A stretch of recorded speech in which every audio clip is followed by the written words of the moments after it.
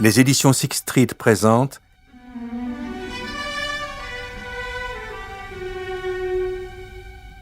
Le Père Goriot d'Honoré de Balzac, interprété par Éric Herson-Macarel.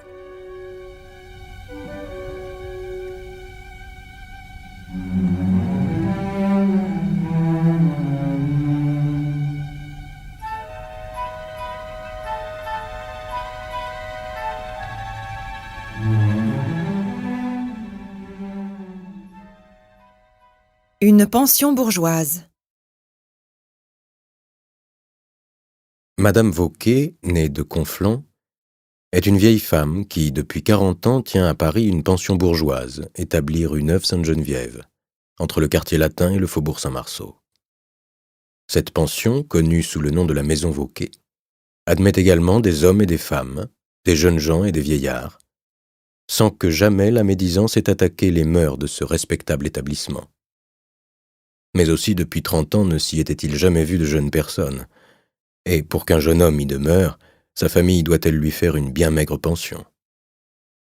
Néanmoins, en 1819, époque à laquelle ce drame commence, il s'y trouvait une pauvre jeune fille. En quelque discrédit que soit tombé le mot drame par la manière abusive et tortionnaire dont il a été prodigué dans ces temps de douloureuse littérature, il est nécessaire de l'employer ici. Non que cette histoire soit dramatique dans le sens vrai du mot, mais l'œuvre accomplie, peut-être aura-t-on versé quelques larmes, intramuros et extra. Sera-t-elle comprise au-delà de Paris? Le doute est permis. Les particularités de cette scène, pleine d'observations et de couleurs locales, ne peuvent être appréciées qu'entre les buttes de Montmartre et les hauteurs de Montrouge. Dans cette illustre vallée de plâtras incessamment près de tomber et de ruisseaux noirs de boue. Vallée remplie de souffrances réelles, de joies souvent fausses, et si terriblement agitée qu'il faut je ne sais quoi d'exorbitant pour y produire une sensation de quelque durée. Cependant, il s'y rencontre çà et là des douleurs que l'agglomération des vices et des vertus rend grandes et solennelles. À leur aspect, les égoïsmes, les intérêts s'arrêtent et s'apitoient. Mais l'impression qu'ils en reçoivent est comme un fruit savoureux promptement dévoré. Le char de la civilisation, semblable à celui de l'idole de Jagernath, à peine retardé par un cœur moins facile à broyer que les autres et qui enraye sa roue, l'a brisé bientôt et continue sa marche glorieuse. Ainsi ferez-vous, vous qui tenez ce livre d'une main blanche, vous qui vous enfoncez dans un moelleux fauteuil en vous disant « peut-être ceci va-t-il m'amuser ». Après avoir lu les secrètes infortunes du Père Goriot, vous dînerez avec appétit en mettant votre insensibilité sur le compte de l'auteur, en le taxant d'exagération, en l'accusant de poésie. Ah, sachez-le, ce drame n'est ni une fiction, ni un roman. All is true. Il est si véritable que chacun peut en reconnaître les éléments chez soi, dans son cœur peut-être.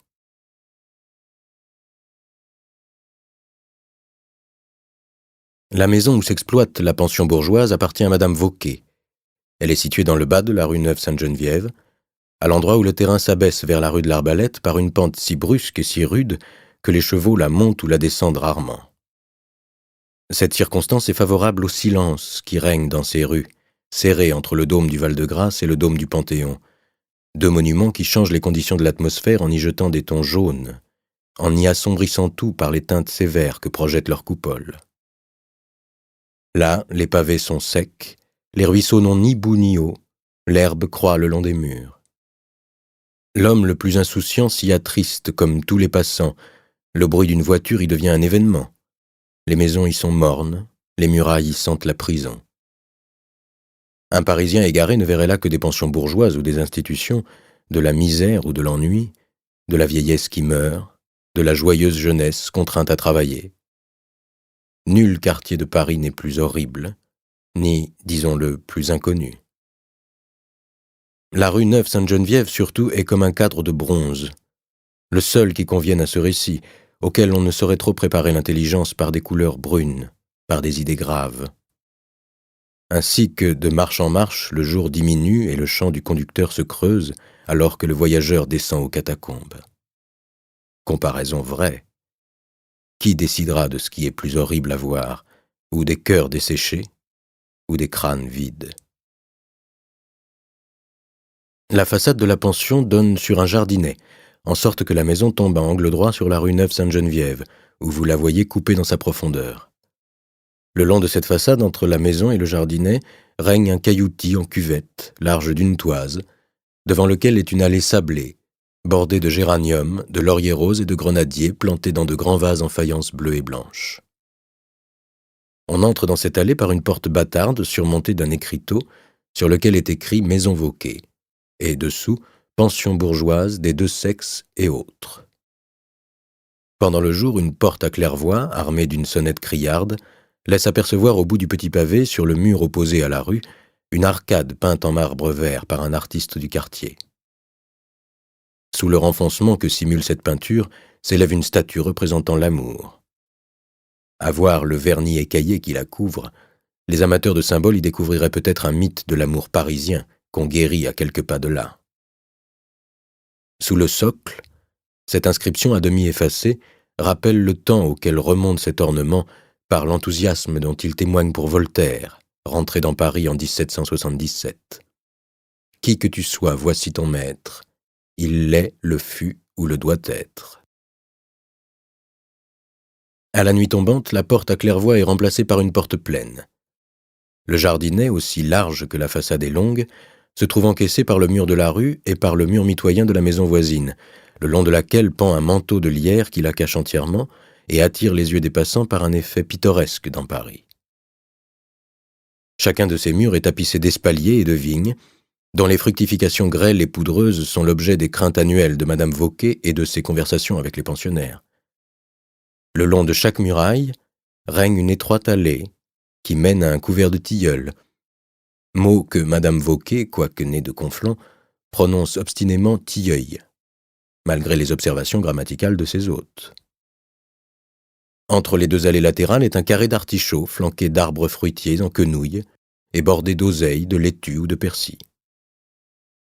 Sous le couvert de tilleul est plantée une table ronde peinte en vert et entourée de sièges. Là, durant les jours caniculaires, les convives assez riches pour se permettre de prendre du café viennent le savourer par une chaleur capable de faire éclore des œufs. La façade, élevée de 3 étages et surmontée de mansardes, est bâtie en moellon et badigeonnée avec cette couleur jaune qui donne un caractère ignoble à presque toutes les maisons de Paris.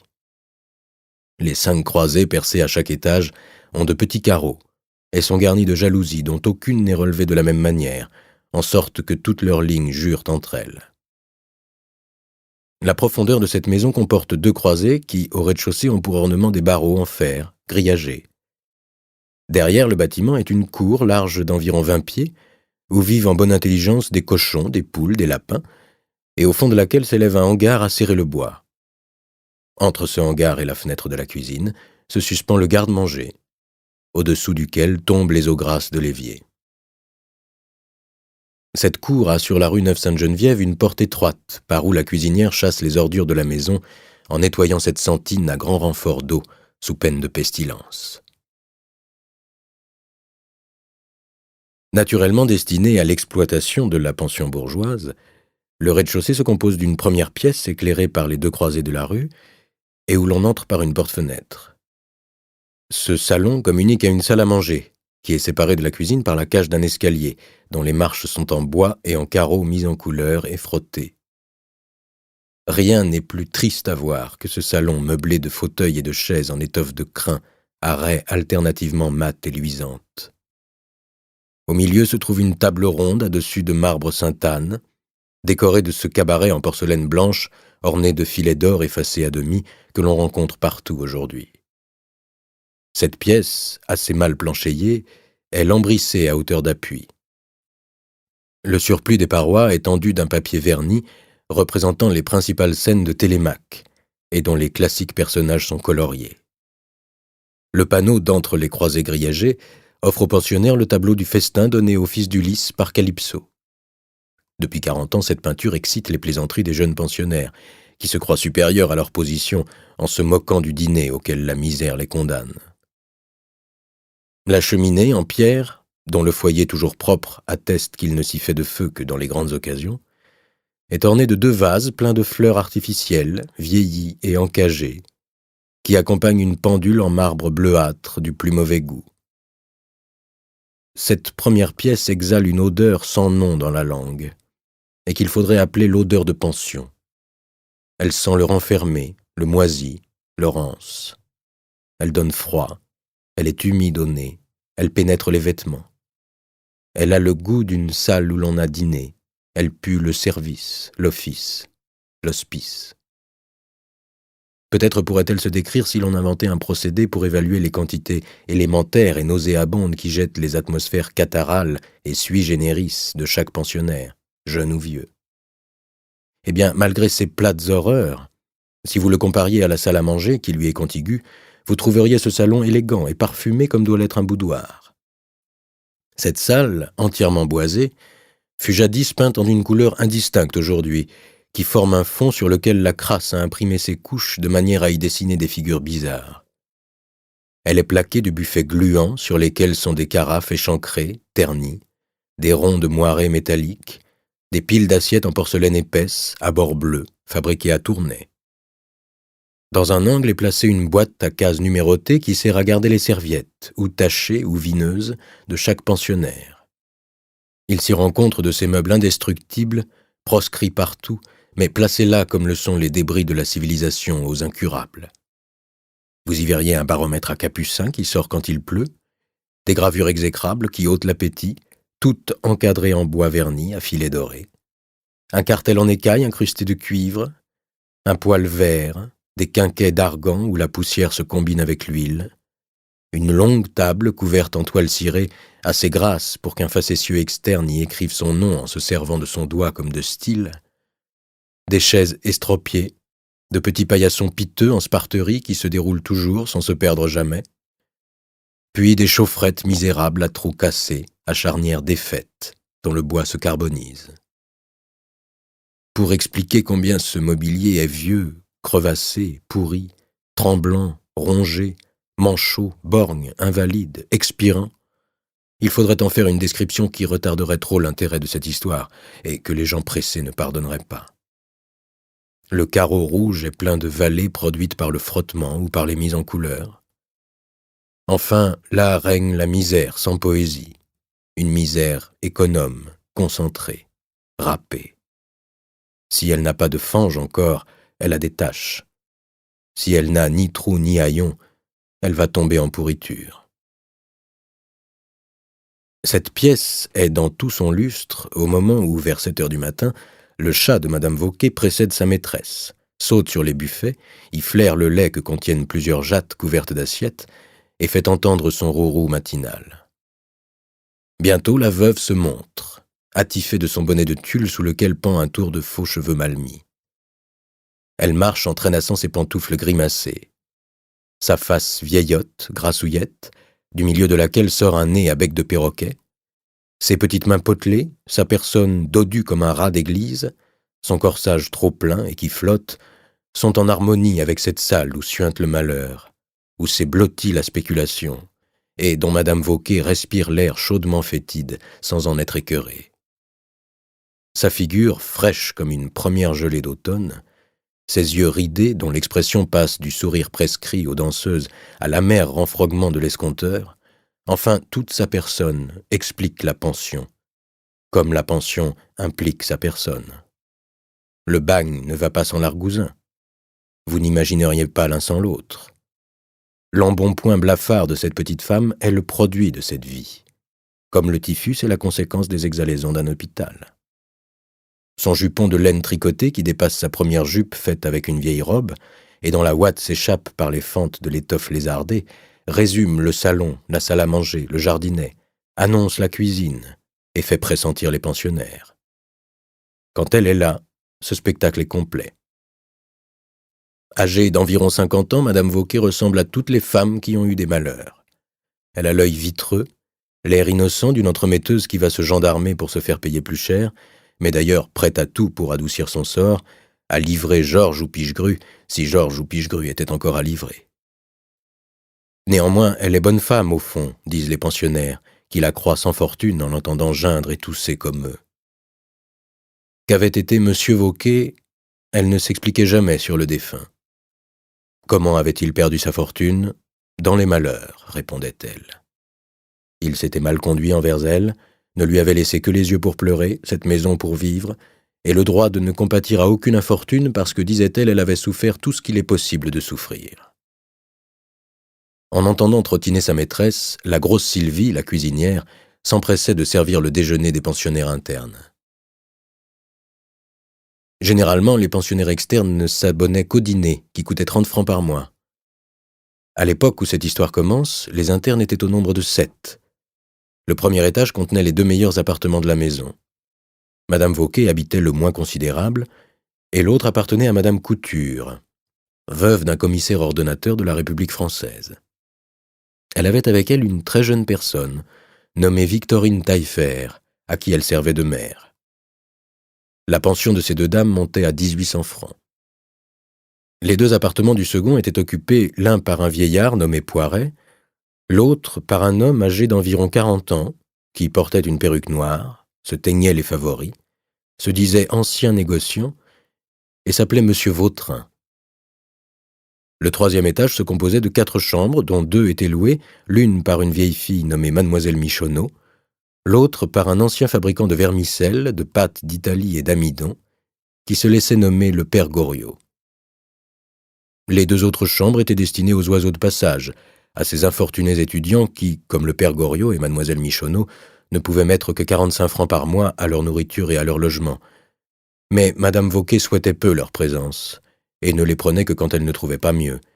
Ils mangeaient trop de pain.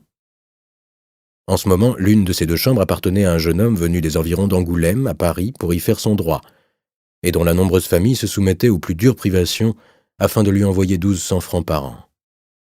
Eugène de Rastignac, ainsi se nommait-il, était un de ces jeunes gens façonnés au travail par le malheur, qui comprennent dès le jeune âge les espérances que leurs parents placent en eux et qui se préparent une belle destinée en calculant déjà la portée de leurs études et les adaptant par avance aux mouvements futurs de la société pour être les premiers à la pressurer.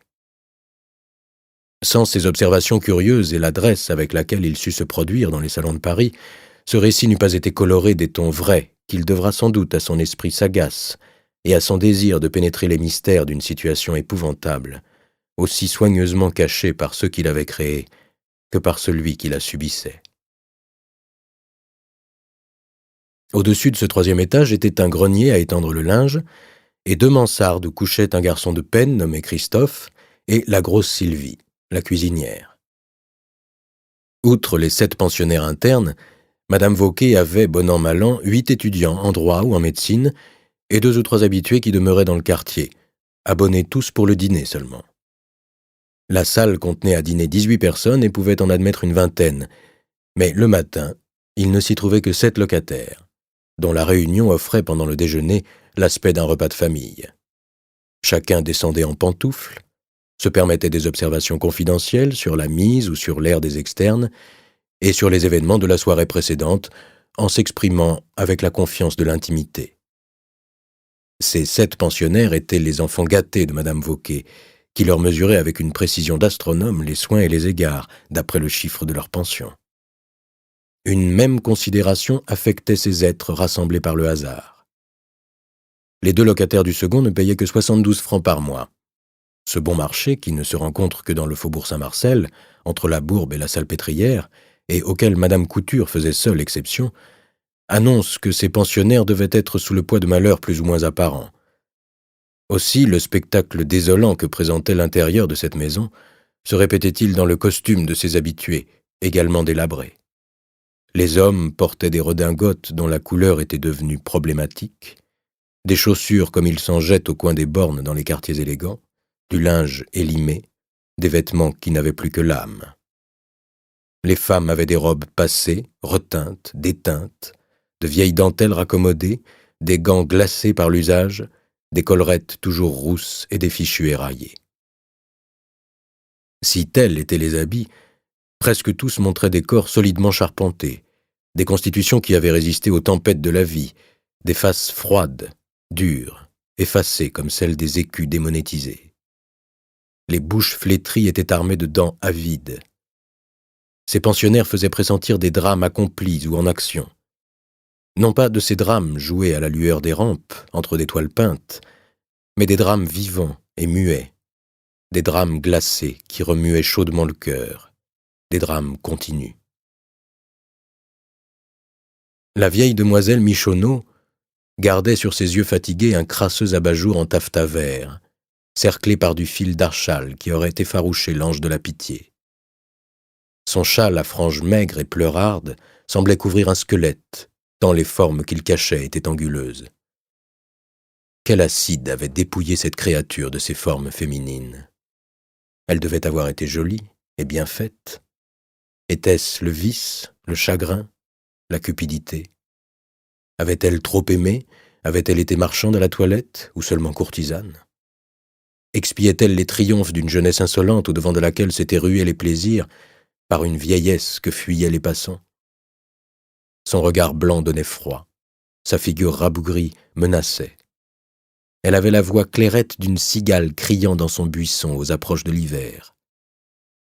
Elle disait avoir pris soin d'un vieux monsieur affecté d'une catarrhe à la vessie et abandonné par ses enfants qu'il avait cru sans ressources.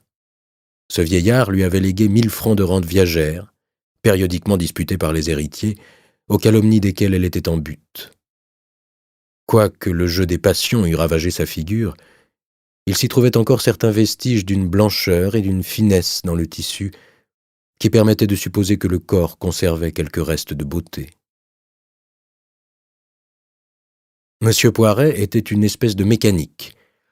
En l'apercevant s'étendre comme une ombre grise le long d'une allée au jardin des plantes, la tête couverte d'une vieille casquette flasque, tenant à peine sa canne à pomme d'ivoire jaunie dans sa main, laissant flotter les pamphléteries de sa redingote qui cachait mal une culotte presque vide, et des jambes en bas bleus qui flageolaient comme celles d'un homme ivre, montrant son gilet blanc sale et son jabot de grosse mousseline recroquevillée qui s'unissait imparfaitement à sa cravate cordée autour de son cou de dindon, bien des gens se demandaient si cette ombre chinoise appartenait à la race audacieuse des fils de Japhet qui papillonnent sur le boulevard italien. Quel travail avait pu le ratatiner ainsi? Quelle passion avait bistré sa face bulbeuse, qui, dessinée en caricature, aurait paru hors du vrai? Ce qu'il avait été, mais peut-être avait-il été employé au ministère de la Justice. Dans le bureau où les exécuteurs des hautes œuvres envoient leurs mémoires de frais, le compte des fournitures de voiles noires pour les parricides, de son pour les paniers, de ficelles pour les couteaux. Peut-être avait-il été receveur à la porte d'un abattoir, ou sous-inspecteur de salubrité. Enfin, cet homme semblait avoir été l'un des ânes de notre grand moulin social, l'un de ces ratons parisiens qui ne connaissent même pas leur Bertrand, quelque pivot sur lequel avaient tourné les infortunes ou les saletés publiques, enfin, l'un de ces hommes dont nous disons en les voyant « il en faut pourtant comme ça ». Le beau Paris ignore ces figures blêmes de souffrance morale ou physique, mais Paris est un véritable océan. Jetez-y la sonde, vous n'en connaîtrez jamais la profondeur. Parcourez-le, décrivez-le, quelque soin que vous mettiez à le parcourir, à le décrire. Quelque nombreux et intéressés que soient les explorateurs de cette mer, il s'y rencontrera toujours un lieu vierge, un antre inconnu, des fleurs, des perles, des monstres, quelque chose d'inouï, oublié par les plongeurs littéraires. La maison Vauquer est une de ces monstruosités curieuses. Deux figures y formaient un contraste frappant avec la masse des pensionnaires et des habitués. Quoique mademoiselle Victorine Taillefer eût une blancheur maladive, semblable à celle des jeunes filles attaquées de chlorose, et qu'elle se rattachât à la souffrance générale qui faisait le fond de ce tableau, par une tristesse habituelle, par une contenance gênée, par un air pauvre et grêle, néanmoins son visage n'était pas vieux, ses mouvements et sa voix étaient agiles. Ce jeune malheur ressemblait à un arbuste aux feuilles jaunies, fraîchement planté dans un terrain contraire. Sa physionomie roussâtre, ses cheveux d'un blond fauve, sa taille trop mince, exprimaient cette grâce que les poètes modernes trouvaient aux statuettes du Moyen-Âge. Ses yeux gris mélangés de noir exprimaient une douceur, une résignation chrétienne. Ses vêtements simples, peu coûteux, trahissaient des formes jeunes. Elle était jolie par juxtaposition. Heureuse, elle eût été ravissante. Le bonheur est la poésie des femmes, comme la toilette en est le phare. Si la joie d'un bal eût reflété ses teintes rosées sur ce visage pâle, si les douceurs d'une vie élégante eussent rempli, eussent vermillonné ses joues déjà légèrement creusées, si l'amour eût ranimé ses yeux tristes, Victorine aurait pu lutter avec les plus belles jeunes filles. Il lui manquait ce qui crée une seconde fois la femme, les chiffons et les billets doux. Son histoire eût fourni le sujet d'un livre. Son père croyait avoir des raisons pour ne pas la reconnaître, refusait de la garder près de lui, ne lui accordait que 600 francs par an et avait dénaturé sa fortune afin de pouvoir la transmettre en entier à son fils.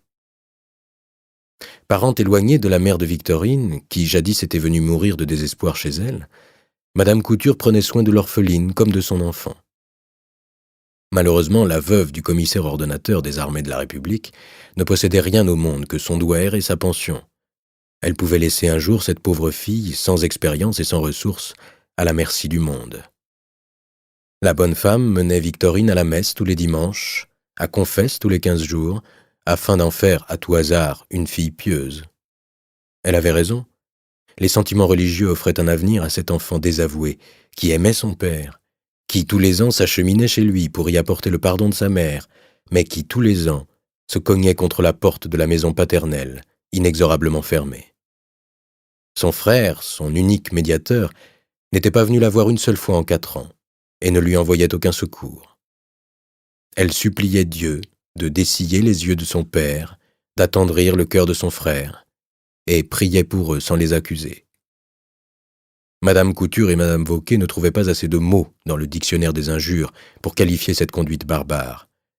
Quand elle maudissait ce millionnaire infâme, Victorine faisait entendre de douces paroles, semblables au chant du ramier blessé, dont le cri de douleur exprime encore l'amour. Eugène de Rastignac avait un visage tout méridional, le teint blanc, des cheveux noirs, des yeux bleus. Sa tournure, ses manières, sa pose habituelle dénotaient le fils d'une famille noble où l'éducation première n'avait comporté que des traditions de bon goût.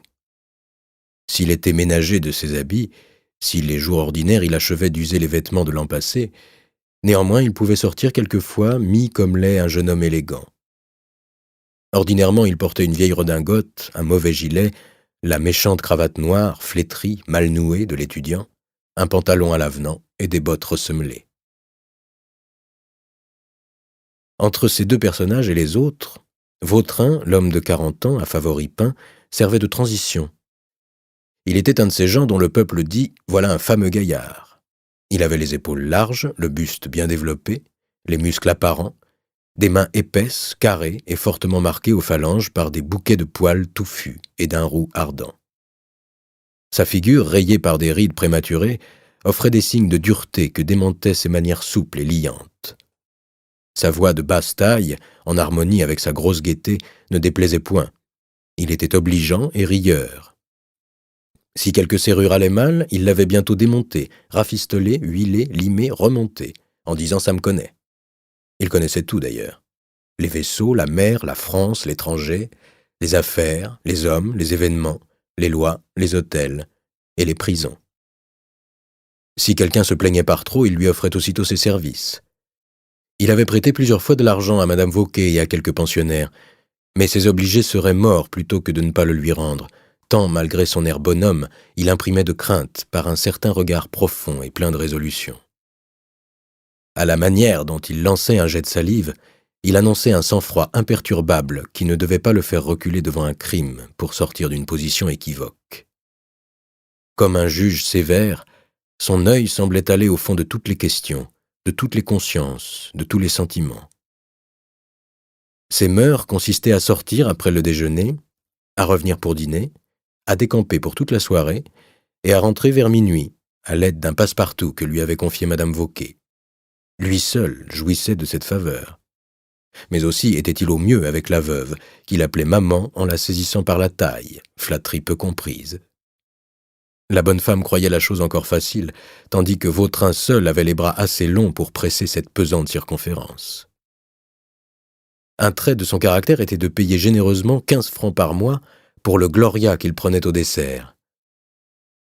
Des gens moins superficiels que ne l'étaient ces jeunes gens emportés par les tourbillons de la vie parisienne, ou ces vieillards indifférents à ce qui ne les touchait pas directement, ne se seraient pas arrêtés à l'impression douteuse que leur causait Vautrin. Il savait ou devinait les affaires de ceux qui l'entouraient, tandis que nul ne pouvait pénétrer ni ses pensées, ni ses occupations. Quoiqu'il eût jeté son apparente bonhomie, sa constante complaisance et sa gaieté comme une barrière entre les autres et lui, souvent il laissait percer l'épouvantable profondeur de son caractère. Souvent une boutade digne de Juvénal, et par laquelle il semblait se complaire à bafouer les lois, à fouetter la haute société, à la convaincre d'inconséquence avec elle-même, devait faire supposer qu'il gardait rancune à l'état social, et qu'il y avait au fond de sa vie un mystère soigneusement enfoui. Attirée, peut-être à son insu, par la force de l'un ou par la beauté de l'autre, Mademoiselle Taillefer partageait ses regards furtifs, ses pensées secrètes, entre ce quadragénaire et le jeune étudiant. Mais aucun d'eux ne paraissait songer à elle, quoique d'un jour à l'autre, le hasard pût changer sa position et la rendre un riche parti. D'ailleurs, aucune de ces personnes ne se donnait la peine de vérifier si les malheurs allégués par l'une d'elles étaient faux ou véritables. Toutes avaient les unes pour les autres une indifférence mêlée de défiance qui résultait de leur situation respective. Elles se savaient impuissantes à soulager leurs peines, et toutes avaient, en se les comptant, épuisé la coupe des condoléances. Semblables à de vieux époux, elles n'avaient plus rien à se dire. Il ne restait donc entre elles que les rapports d'une vie mécanique, le jeu de rouages sans huile. Toutes devaient passer droit dans la rue devant un aveugle, écouter sans émotion le récit d'une infortune, et voir dans une mort la solution d'un problème de misère qui les rendait froides à la plus terrible agonie. La plus heureuse de ces âmes désolées était Madame Vauquet, qui trônait dans cet hospice libre. Pour elle seule, ce petit jardin, que le silence et le froid, le sec et l'humide faisaient vaste comme une steppe, était un riant bocage. Pour elle seule, cette maison jaune et morne qui sentait le vert-de-gris du comptoir avait des délices. Ces cabanons lui appartenaient. Elle nourrissait ses forçats acquis à des peines perpétuelles en exerçant sur eux une autorité respectée. Où ces pauvres êtres auraient-ils trouvé dans Paris, au prix où elle les donnait, des aliments sains, suffisants, et un appartement qu'ils étaient maîtres de rendre, sinon élégant ou commode, du moins propre et salubre? Se fût-elle permis une injustice criante, la victime l'aurait supportée sans se plaindre. Une réunion semblable devait offrir, et offrait en petit, les éléments d'une société complète. Parmi les 18 convives, il se rencontrait, comme dans les collèges, comme dans le monde, une pauvre créature rebutée, un souffre-douleur, sur qui pleuvaient les plaisanteries. Au commencement de la seconde année, cette figure devint pour Eugène de Rastignac la plus saillante de toutes celles au milieu desquelles il était condamné à vivre encore pendant 2 ans. Ce pâtiras était l'ancien vermicellier, le père Goriot, sur la tête duquel un peintre aurait, comme l'historien, fait tomber toute la lumière du tableau. Par quel hasard ce mépris à demi haineux, cette persécution mélangée de pitié, ce non-respect du malheur avait-il frappé le plus ancien pensionnaire? Y avait-il donné lieu, par quelques-uns de ces ridicules ou de ces bizarreries que l'on pardonne moins qu'on ne pardonne des vices? Ces questions tiennent de près à bien des injustices sociales. Peut-être est-il dans la nature humaine de tout faire supporter à qui souffre tout, par humilité vraie, par faiblesse ou par indifférence. N'aimons-nous pas tous approuver notre force aux dépens de quelqu'un ou de quelque chose? L'être le plus débile, le gamin, sonne à toutes les portes quand il gèle, ou se glisse pour écrire son nom sur un monument vierge. Le père Goriot, vieillard de 69 ans environ, s'était retiré chez Madame Vauquet en 1813 après avoir quitté les affaires. Il y avait d'abord pris l'appartement occupé par Madame Couture et donnait alors 1200 francs de pension, en homme pour qui 5 louis de plus ou de moins était une bagatelle. Madame Vauquet avait rafraîchi les 3 chambres de cet appartement, moyennant une indemnité préalable qui paya, dit-on, la valeur d'un méchant ameublement composé de rideaux en calicot jaune, de fauteuils en bois verni couverts en velours d'Utrecht, de quelques peintures à la colle et de papiers que refusaient les cabarets de la banlieue.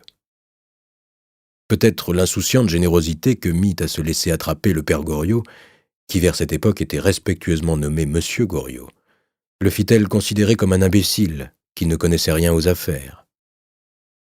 Goriot vint muni d'une garde-robe bien fournie, le trousseau magnifique du négociant qui ne se refuse rien en se retirant du commerce. Madame Vauquet avait admiré 18 chemises de demi-Hollande, dont la finesse était d'autant plus remarquable que le vermicellier portait sur son jabot dormant 2 épingles unies par une chaînette et dont chacune était montée d'un gros diamant. Habituellement vêtu d'un habit bleu barbeau, il prenait chaque jour un gilet de piqué blanc, sous lequel fluctuait son ventre piriforme et proéminent, qui faisait rebondir une lourde chaîne d'or garnie de breloques. Sa tabatière, également en or, contenait un médaillon plein de cheveux, qui le rendait en apparence coupable de quelque bonne fortune. Lorsque son hôtesse l'accusa d'être un galantin, il laissa errer sur ses lèvres le gai sourire du bourgeois dont on a flatté le dada. Ses ormoires, il prononçait ce mot à la manière du menu peuple, furent remplies par la nombreuse argenterie de son ménage. Les yeux de la veuve s'allumèrent quand elle l'aida complaisamment à déballer et ranger les louches, les cuillères à ragoût, les couverts, les huiliers, les saucières, plusieurs plats, des déjeuners en vermeil, enfin des pièces plus ou moins belles, pesant un certain nombre de marcs et dont il ne voulait pas se défaire. Ces cadeaux lui rappelaient les solennités de sa vie domestique. Ceci, dit-il à Madame Vauquet en serrant un plat et une petite écuelle dont le couvercle représentait 2 tourterelles qui se becquetaient, est le premier présent que m'a fait ma femme le jour de notre anniversaire. Pauvre bonne, elle y avait consacré ses économies de demoiselle. Voyez-vous, madame, j'aimerais mieux gratter la terre avec mes ongles que de me séparer de cela. Dieu merci, je pourrais prendre dans cette écuelle mon café tous les matins durant le reste de mes jours.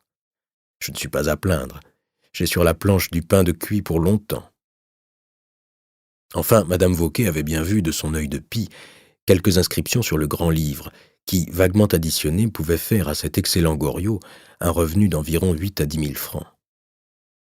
Dès ce jour, Madame Vauquet, née de Conflans, qui avait alors 48 ans effectifs et n'en acceptait que 39, eut des idées. Quoique le larmier des yeux de Goriot fût retourné, gonflant, pendant, ce qui l'obligeait à les essuyer assez fréquemment, elle lui trouva l'air agréable et comme il faut. D'ailleurs, son mollet charnu, saillant, pronostiquait, autant que son long nez carré, des qualités morales auxquelles paraissait tenir la veuve, et que confirmait la face lunaire et naïvement niaise du bonhomme. Ce devait être une bête solidement bâtie, capable de dépenser tout son esprit en sentiments. Ses cheveux en aile de pigeon, que le coiffeur de l'école polytechnique vint lui poudrer tous les matins, dessinaient 5 pointes sur son front bas et décoraient bien sa figure. Quoiqu'un peu rustaud, il était si bien tiré à 4 épingles, il prenait si richement son tabac, il le humait en homme si sûr de toujours avoir sa tabatière pleine de macouba, que le jour où M. Goriot s'installa chez elle, Madame Vauquet se coucha le soir en rôtissant comme une perdrix dans sa barde au feu du désir qui la saisit de quitter le suaire de Vauquet pour renaître en Goriot. Se marier, vendre sa pension, donner le bras à cette fine fleur de bourgeoisie, devenir une dame notable dans le quartier, y quêter pour les indigents, faire de petites parties le dimanche à Choisy, Soissy, Gentilly, aller au spectacle à sa guise, en loge, sans attendre les billets d'auteur que lui donnaient quelques-uns de ses pensionnaires au mois de juillet. Elle rêva tout l'Eldorado des petits ménages parisiens. Elle n'avait avoué à personne qu'elle possédait 40 000 francs, amassés sou à sou. Certes, elle se croyait sous le rapport de la fortune un parti sortable. Quant au reste, je vaux bien le bonhomme, se dit-elle en se retournant dans son lit, comme pour s'attester à elle-même des charmes que la grosse Sylvie trouvait chaque matin moulés en creux.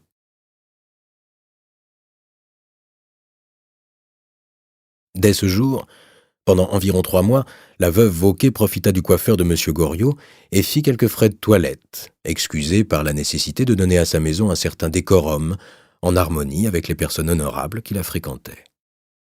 Elle s'intrigua beaucoup pour changer le personnel de ses pensionnaires, en affichant la prétention de n'accepter désormais que les gens les plus distingués sous tous les rapports. Un étranger se présentait-il, elle lui vantait la préférence que M. Goriot, un des négociants les plus notables et les plus respectables de Paris, lui avait accordée. Elle distribua des prospectus en tête desquels se lisait « Maison Vauquet ». C'était, disait-elle, une des plus anciennes et des plus estimées pensions bourgeoises du pays latin. Il y existait une vue des plus agréables sur la vallée des Gobelins, on l'apercevait du 3e étage, et un joli jardin au bout duquel s'étendait une allée de tilleuls. Elle y parlait du bon air et de la solitude. Ce prospectus lui amena Madame la comtesse de Lambert-Ménil, femme de 36 ans, qui attendait la fin de la liquidation et le règlement d'une pension qui lui était due, en qualité de veuve d'un général mort sur les champs de bataille. Madame Vauquet soigna sa table, fit du feu dans les salons pendant près de 6 mois, et tint si bien les promesses de son prospectus qu'elle y mit du sien. Aussi, la comtesse disait-elle à Madame Vauquet, en l'appelant chère amie, qu'elle lui procurerait la baronne de Vaumerlan et la veuve du colonel comte Piquoiseau. Nous espérons que vous avez apprécié cet aperçu. Pour continuer à écouter ce livre audio sur Google Play Livres, utilisez le lien dans la description de la vidéo.